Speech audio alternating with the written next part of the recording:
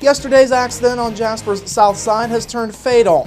We'll have the latest, plus the celebration continues for Jasper's success in the America's Best Communities competition, and part 2 of Bill Potter's interview with Crisis Connection tonight on Inform. All of that and much more is up next here on the 18 WJTS News.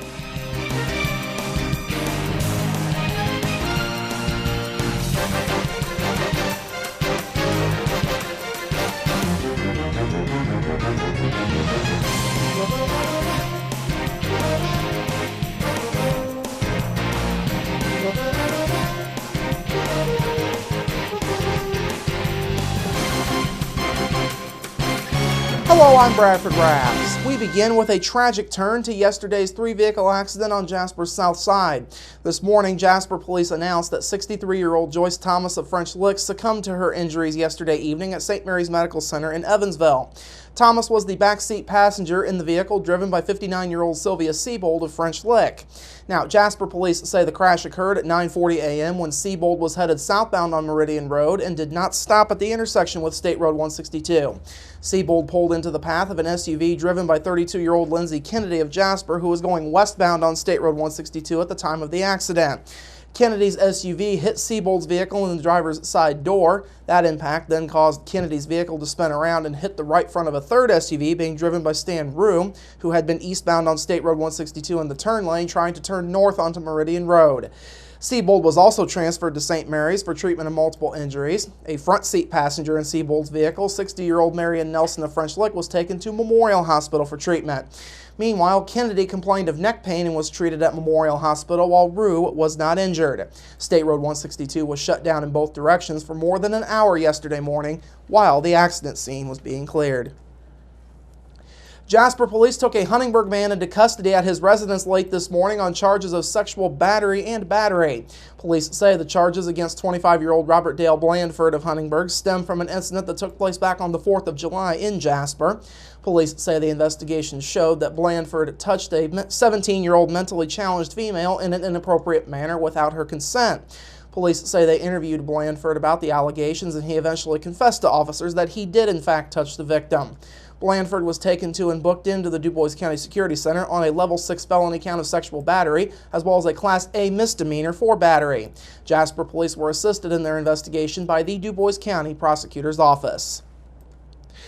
The DuBois County Health Department is warning residents to be on the lookout for West Nile virus. County health officials say 4 samples of mosquitoes have recently tested positive for the virus in DuBois County.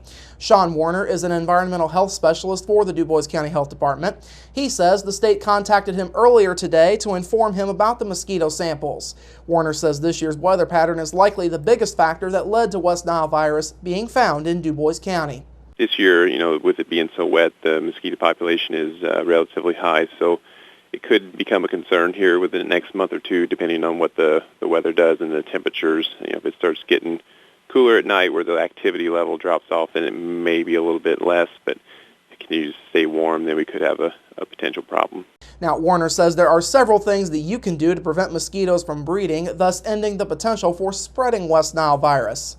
If you're going to be outside, we recommend you wear, your mosquito repellent. If you can, wear, light-colored clothing, long sleeves, long pants if possible, to avoid, high vegetative areas, and also to, eliminate water from your property. You don't want to be breeding the mosquitoes where you're active. So anything that's going to hold water for more than, 4 or 5 days, you could potentially breed in mosquitoes on your property. Warner says symptoms of West Nile virus include high fever, severe headaches, stiff neck, muscle weakness or paralysis, nausea, vomiting, and confusion.